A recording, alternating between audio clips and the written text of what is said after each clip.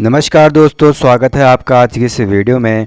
और आज हम लेक्चरर स्क्रीनिंग का नेक्स्ट टॉपिक कक्षा अनुशासन को पढ़ने वाले हैं।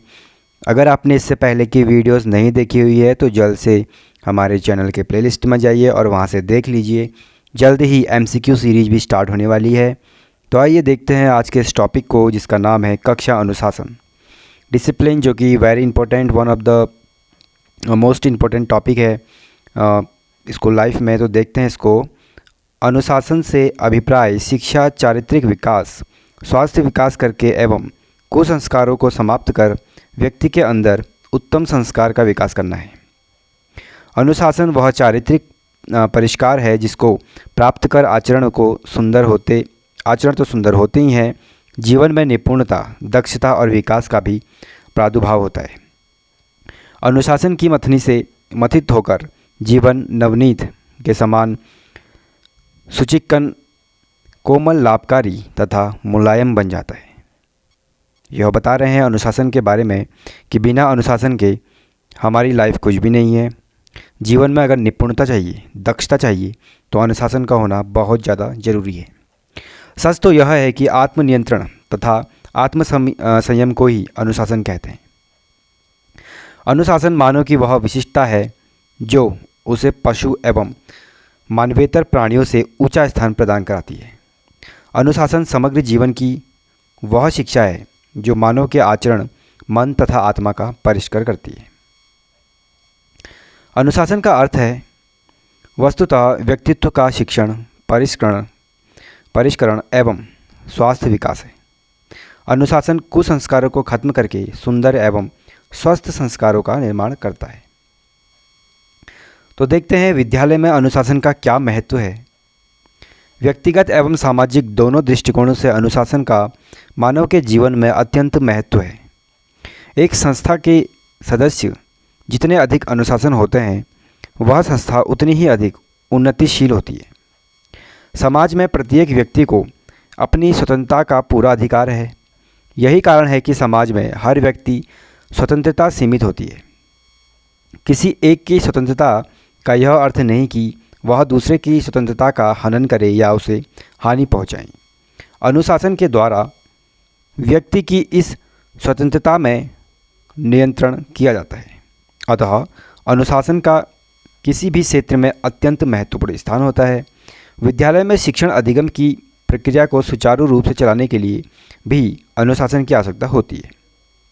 विद्यालय द्वारा संपन्न होने वाली सभी क्रियाओं में, जैसे ज्ञानार्जन, आदतों का निर्माण, क्षमताओं एवं कुशलताओं का विकास करने के लिए अनुशासन की आवश्यकता होती है। बच्चों में समायोजन की आदत विकसित करने के लिए अनुशासन की आवश्यकता पड़ती है। जब बच्चे डिसिप्लिन में रहेंगे तभी वो अच्छी चीज़ों को सीख सकते हैं, वरना उनका कुछ भी सीख पाना बहुत मुश्किल होता है। एवं अनुशासन के अभाव में बच्चे बिगड़ते बहुत जल्दी हैं। अतः विद्यालय में प्रत्येक कार्य की सफलता के लिए अनुशासन का विशेष महत्व है। विद्यालय में अनुशासन के महत्व को और अधिक स्पष्ट करने के लिए उसकी उपयोगिता को संक्षिप्त रूप में प्रस्तुत किया जाता है। तो देखते हैं क्या उपयोगिता है अनुशासन की। विद्यालय प्रबंध को सुचारू रूप से चलाने में सहायक होता है। विद्यालय की उन्नति एवं प्रगति में सहायक होता है। छात्रों के हृदय में शिक्षक के प्रति सम्मान का भाव उत्पन्न करने में सहायक होता है। अनुशासन शिक्षक छात्र संबंध में सुंदर एवं मधुर बनाने में सहायक होता है। कार्य को सुचारू रूप से संचालित करने में सहायक होता है अनुशासन। बात की जाए और की तो वातावरण को दूषित एवं अनैतिक होने से बचाने में सहायक होता है। छात्रों को पूर्ण नागरिक के रूप में विकसित करने में सहायक होता है। छात्रों के छिपी हुई शक्ति की उन्मुखीकरण तथा विकास में सहायक होता है। छात्रों के बीच व्याप्त उद्दंडता, उद्धेय आदि प्रवृत्तियों का दमन एवं मार्गांतरीकरण में सहायक होता है। मानवीय एवं सामाजिकता के विकास में भी सहायक होता है अनुशासन। फिर देखते हैं अनुशासन के स्वरूप एवं प्रकार। अनुशासन के 4 प्रकार होते हैं: प्राकृतिक अनुशासन, आधिकारिक अनुशासन, सामाजिक अनुशासन एवं व्यक्तित्व अनुशासन। तो देखते हैं इनको एक एक करके क्या क्या है ये। प्राकृतिक अनुशासन की अगर बात की जाए, प्राकृतिक अनुशासन के अंतर्गत बच्चों पर किसी प्रकार के बाहरी दबाव अथवा नियंत्रण को लागू नहीं किया जाता। इस प्रकार के नियंत्रण के प्रमुख समर्थक रूसो तथा स्पेंसर थे। इन शिक्षा दार्शनिकों के अनुसार बच्चों को अपने आप में स्वतंत्र रहने देना चाहिए। बालकों को स्वयं अपनी आंतरिक प्रेरणा से कार्य करना चाहिए। जब वह स्वयं अपने विवेक से कार्य करेंगे तो क्रमशः उन्हें विभिन्न प्रकार के अनुभव प्राप्त होंगे तथा इन्हीं अनुभवों से उनमें अनुशासन का विकास होगा। इस प्रकार स्वतः विकसित किया गया अनुशासन जीवन व्यतीत करने का वास्तविक महत्व समझ में आ जाएगा। तो ये बात करते हैं कि बच्चे को फ्री छोड़ देना चाहिए, वो अपने एक्सपीरियंस से, अपनी प्रैक्टिस से अनुशासन को सीखेगा। इसे हम प्राकृतिक अनुशासन कहते हैं। फिर आगे देखते हैं आधिकारिक अनुशासन। आधिकारिक अनुशासन में बच्चों को किसी प्रकार की स्वतंत्रता नहीं दी जाती है। बच्चों को हर प्रकार से अपने बड़ों के नियंत्रण तथा अधिकार में रहना होता है। बच्चों को अपनी इच्छा से सामान्य रूप से कोई भी कार्य करने की छूट नहीं होती है।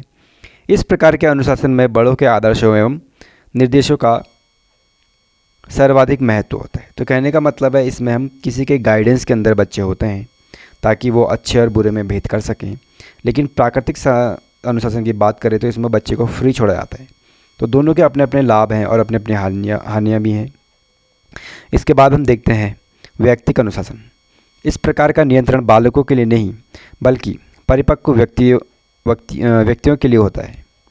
जब व्यक्ति में समुचित विवेक का विकास हो जाता है तब उसे स्वयं ही मालूम हो जाता है कि क्या उचित है और क्या अनुचित है, क्या नियमित है और क्या अनियमित है। वह स्वयं ही उचित तथा नियमित का चुनाव करता है। इस नियंत्रण में किसी प्रकार का बाहरी दबाव अथवा नियंत्रण नहीं थोपा जाता है। इसे आत्म अनुशासन या आत्म नियंत्रण कहते हैं। तो इसमें बच्चों को स्वयं क्या उचित है और क्या अनुचित है इसका ज्ञान कराया जाता है। इस तरीके का यह अनुशासन है। फिर जो लास्ट वाला है वो है सामाजिक अनुशासन। अनुशासन का एक अन्य स्वरूप सामाजिक अनुशासन है। इसमें निर्धारण सामाजिक मान्यताओं पर के द्वारा होता है। प्रत्येक समाज का यह नियम है कि सामाजिक मान्यताओं के अनुसार कार्य करने पर समाज व्यक्ति की प्रशंसा करता है और सामाजिक मान्यता के विपरीत निंदा की जाती है। इसी प्रशंसा तथा निंदा के माध्यम से सामाजिक अनुशासन लागू किया जाता है। यानी अगर कोई बच्चा अच्छा काम करता है तो उसे प्रशंसा दी जाएगी और अगर वो गलत काम करता है समाज की नज़र में तो उसको निंदा दी जाएगी, जिसके वजह से वो अपने आप अनुशासन में आ जाएगा। तो ये कहता है हमारा सामाजिक अनुशासन इस तरह के बिंदु पर बात करता है। फिर आगे देखते हैं अनुशासनहीनता के निराकरण के उपाय। अगर कोई बच्चे अनुशासनहीनता दिखाते हैं तो उसके लिए हम क्या क्या उपाय कर सकते हैं। तो सबसे पहले है विद्यालय तथा वर्गों में सीमित छात्र संख्या। वर्गों में छात्रों की निश्चित संख्या निर्धारित हो, इससे वर्ग में भीड़ नहीं हो पाती तथा अध्ययन अध्यापन अपेक्षित रूप से होता है। तो कहने का मतलब है क्लास में बच्चों की जो टोटल पॉपुलेशन है वो इक्वल होनी चाहिए, बराबर होनी चाहिए तथा हंगामा अथवा नियंत्रण की स्थिति उत्पन्न नहीं होती है ऐसे करने से। तो छात्र संख्या को सीमित रखना इम्पोर्टेंट है क्लास में। फिर नेक्स्ट है छात्र अध्यापक संपर्क। विद्यालय में छात्र अध्यापक संपर्क की दृढ़ता तथा स्निग्धता पर ही अनुशासन निर्भर करता है। इससे छात्रों की असुविधा, कठिनाई अथवा मनोभाव को जानने में अध्यापक सफल होता है। मधुर तथा सहानुभूतिपूर्ण व्यवहार से शिक्षक छात्र के हृदय के अत्यधिक निकट आ जाता है तथा उसका प्रभाव उन पर रहता है। यह अनुशासनहीनता को रोकने में बहुत ही सहायक है।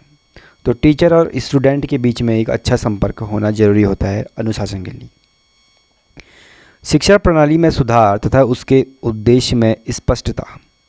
आज शिक्षा प्रणाली दोषपूर्ण है तथा उसके उद्देश्य भी पूर्णतः स्पष्ट नहीं है। इसलिए यह कहता है कि शिक्षा प्रणाली में सुधार होना चाहिए। वैल्यू बेस्ड एजुकेशन को बढ़ावा देना बहुत ज़रूरी है। फिर नेक्स्ट की बात की जाए तो अध्यापक एवं अध्यापन का स्तरोन्नयन, यानी अध्यापक का आर्थिक, सामाजिक तथा शैक्षणिक स्तरोन्नयन होना अत्यावश्यक है। उन्हें अच्छा वेतन तथा समाज में प्रतिष्ठा प्रदान की जाए। अगर टीचर को अच्छा वेतन एवं समाज में प्रतिष्ठा मिलती है तो वो अपने कार्य को और अच्छे तरीके से कर पाएंगे। योग्यता तो उनके अंदर बहुत है लेकिन उन्हें अपने कार्य को करने के लिए पूरी स्वतंत्रता दी जानी चाहिए। जो पहले से इस पेशे में कार्य कर रहे हैं उनकी आर्थिक दशा भी अच्छी होने से अच्छा फल मिलेगा। वे भी अपने कार्य में मन लगाएंगे तथा अपना शैक्षिक स्तर ऊंचा करेंगे। अध्यापन की दिशा में इस प्रकार उन्नति हो पाएगी। फिर नेक्स्ट की बात करते हैं तो व्यावसायिक शिक्षा की व्यवस्था। विद्यालयों में विभिन्न रुचि एवं बुद्धि लब्धि के छात्र अध्ययन करते हैं, अतः उन्हें उनकी रुचि एवं बौद्धिक तीव्रता के अनुसार विभिन्न दिशा में ले जाना लाभकारी होगा। तो जो स्टूडेंट जिस क्षेत्र में अच्छा है उसको वो वाली एजुकेशन अगर हम देंगे तो डिसिप्लिन भी बना रहेगा। फिर नेक्स्ट देखते हैं किशोरावस्था की अतिरिक्त शक्ति का सदुपयोग। किशोरावस्था में बच्चों के पास अत्यधिक शक्ति होती है, इसलिए वे कुछ भी कर गुजरने को तत्पर रहते हैं, अतः उनकी शक्ति, उत्साह, कल्पना इन चीज़ों को सकारात्मक तरीके से हमें लेना है। अभिनय, कवि गोष्ठी, वाद विवाद प्रतियोगिता, बालचर संगठन, क्रीड़ा आदि एवं श्रमदान में लगाकर उनको अनुशासित किया जा सकता है। तो अगर बच्चों को अनुशासित रखना है तो इसका मतलब है उनसे ज़्यादा से ज़्यादा काम कराना और एक पॉजिटिव वे में उनकी शक्ति का लाभ उठाना। फिर आगे जो नेक्स्ट टॉपिक है हमारा शैक्षिक नियोजन, तो इसको देखते हैं। प्रत्येक राष्ट्र का यह दायित्व होता है कि वह अपनी आने वाली पीढ़ी की चिंता करे, उनके लिए कई क्षेत्रों में कई प्रकार के नियोजन करें, आने वाली पीढ़ी के लिए शिक्षा की उचित व्यवस्था करे। शैक्षिक नियोजन इसी को कहते हैं। उसका शैक्षिक नियोजन इस प्रकार करे कि उससे प्रत्येक स्तर पर शिक्षा का संख्यात्मक एवं गुणात्मक दोनों ही प्रकार का विकास संभव हो सके। वेबस्टर ने अपने शब्दों में कहा है, नियोजन वह कार्य या प्रक्रिया है जो योजनाओं का क्रियान्वयन करता है। योजना पूर्व निर्धारित कौशलों का निर्धारण है।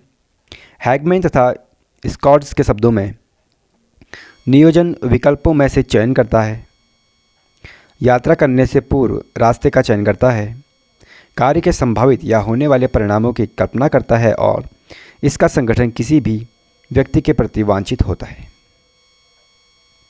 फिर आगे देखते हैं भारतीय शैक्षिक नियोजन की विशेषताएं क्या क्या है। तो भारतीय शैक्षिक नियोजन की विशेषताओं की अगर बात की जाए तो भारत में शैक्षिक नियोजन आर्थिक नियोजन के एक अंग के रूप में कार्य करता है। शैक्षिक योजनाओं द्वारा व्यक्ति एवं दोनों के संतुलित विकास पर बल दिया जा सकता है, यानी एजुकेशनल प्लानिंग कैसे करेंगे।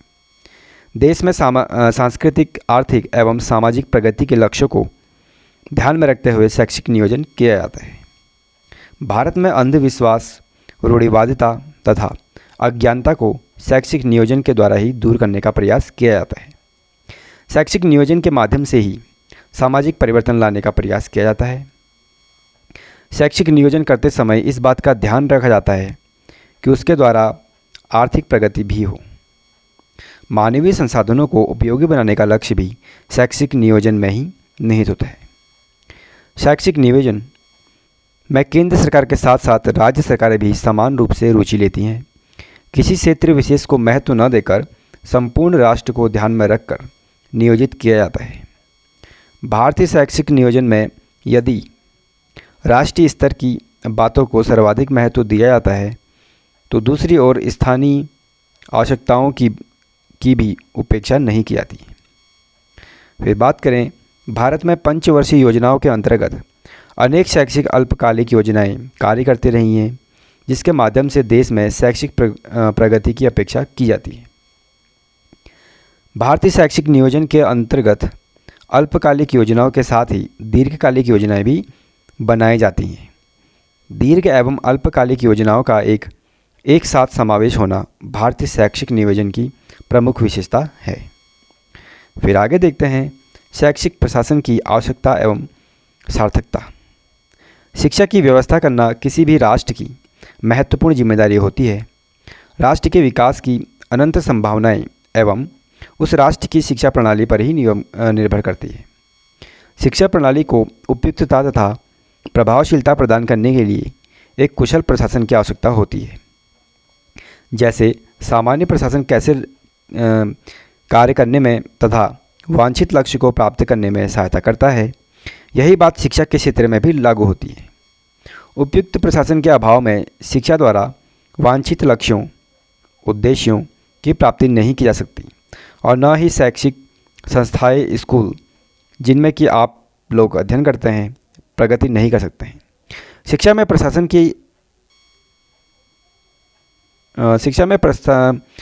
की अथवा शैक्षिक प्रशासन की निम्न दृष्टिकोणों से आवश्यकता होती है।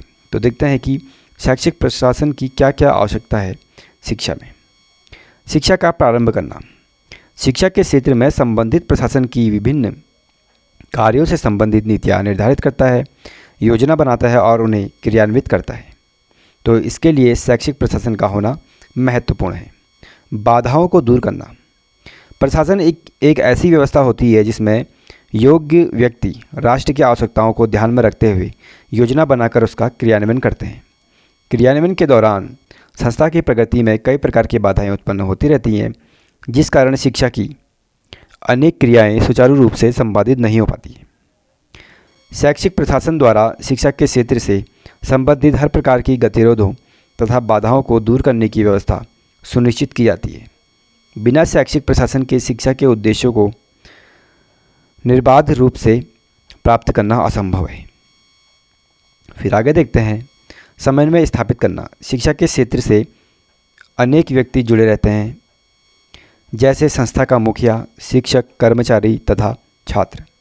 इन सभी व्यक्तियों की भूमिकाएं सुपरिभाषित होती हैं तथा इन्हें अनेकों कार्य करने पड़ते हैं। शैक्षिक प्रशासन के द्वारा अलग अलग व्यक्तियों को दिए गए कार्यों में समन्वय स्थापित करने की आवश्यकता होती है।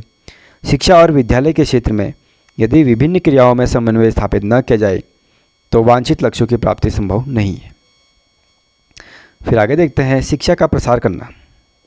समाज द्वारा अपने सदस्यों के लिए शिक्षा की व्यवस्था की जाती है, किंतु कैसी, कहाँ और कब शिक्षा की व्यवस्था की जा रही है, आम जनता के लिए यह सारी सूचनाएं उपलब्ध कराने का कार्य शैक्षिक प्रशासन करता है।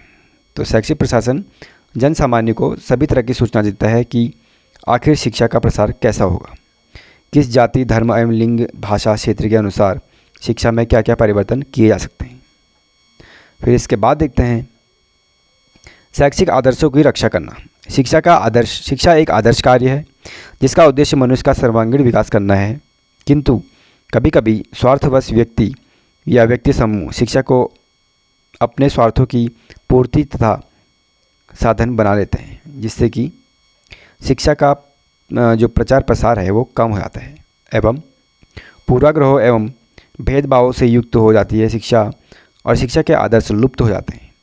उपयुक्त शैक्षिक प्रशासन के द्वारा स्वार्थी व्यक्तियों के प्रभाव को निष्क्रिय करके शिक्षा को बुराइयों से दूर रखा जा सकता है। फिर बात की जाए संसाधनों की व्यवस्था करना। एक अच्छी शिक्षा देने के लिए सभी संसाधन हमारे पास होना चाहिए। भूमि, भवन, वित्त, पुस्तकें आदि अनेक भौतिक संसाधनों की आवश्यकता पड़ती है तथा इसके सदुपयोग हेतु योग्य एवं कुशल व्यक्तियों का चयन एवं नियुक्ति करते हुए मानवीय संसाधनों की व्यवस्था करनी पड़ती है। यह सभी कार्य करने के लिए शैक्षिक प्रशासन की आवश्यकता महसूस की जाती है। फिर नेक्स्ट देखते हैं, शिक्षा का विकास करना।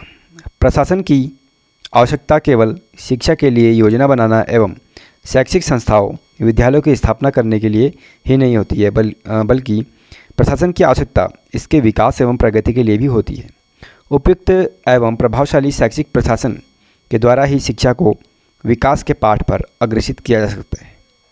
इस हेतु शैक्षिक प्रशासन समय समय पर अपने विभिन्न व्यक्तियों एवं समस्त क्रियाओं का मूल्यांकन करता है। मूल्यांकन से प्राप्त परिवारों के आधार पर वह आवश्यक संशोधन करता है तथा भविष्य के कार्यक्रमों की रूपरेखा तय करने में मूल्यांकन से प्राप्त परिणामों की अहम भूमिका होती है। राष्ट्र की आवश्यकताओं को ध्यान में रखते हुए शिक्षा के उद्देश्यों को पुनः परिभाषित करता है। फिर इसके बाद देखें तो संसाधनों का कुशल उपयोग करना। शिक्षण संस्थाओं में बालक, शिक्षक, अभिभावक, भवन, वित्त, पुस्तकालय इन सभी से संबंधित अनेक कार्यक्रम चलते रहते हैं। अच्छे प्रशासन के द्वारा इन पर होने वाले अपव्ययों को कम करने की आवश्यकता होती है। जितने कुशल ढंग से इनकी व्यवस्था की जाएगी, इनका उपयोग किया जाएगा, उतना ही मात्रा में इनमें होने वाले अपव्यय कम होगा और उतनी ही साधनों की उपयोगिता बढ़ेगी। इसको मैनेज करने के लिए भी हमें शैक्षिक प्रशासन की आवश्यकता पड़ती है। फिर आगे देखते हैं, इस प्रकार आपने अध्ययन किया कि शिक्षा की योजनाएं बनाने, शिक्षा प्रारंभ करने के बाद उसकी बाधाओं को दूर करने, इन सभी के लिए हमको शैक्षिक प्रशासन की आवश्यकता पड़ती है। शिक्षा के उद्देश्य की प्राप्ति हेतु भौतिक एवं मानवीय संसाधनों की आवश्यकता हेतु उनका कुशल उपयोग करना, जिससे शिक्षा विकास के पथ पर अग्रसर हो सके, इन सभी के लिए शैक्षिक प्रशासन की आवश्यकता हमें पड़ती है। तो दोस्तों, ये थे आज के कुछ छोटे छोटे टॉपिक जो कि हमें लेक्चरर स्क्रीनिंग में काफ़ी हेल्प करेंगे। आप इनमें जो इम्पोर्टेंट टॉपिक है उनको प्लीज़ अपने नोट्स में ज़रूर लिख लीजिए, कहीं से भी एग्ज़ाम में क्वेश्चन आ सकते हैं। अगर आपको वीडियो अच्छी लगी हो तो चैनल को लाइक एवं सब्सक्राइब जरूर कीजिएगा एवं तैयार रहिए नेक्स्ट वीडियो के लिए। धन्यवाद।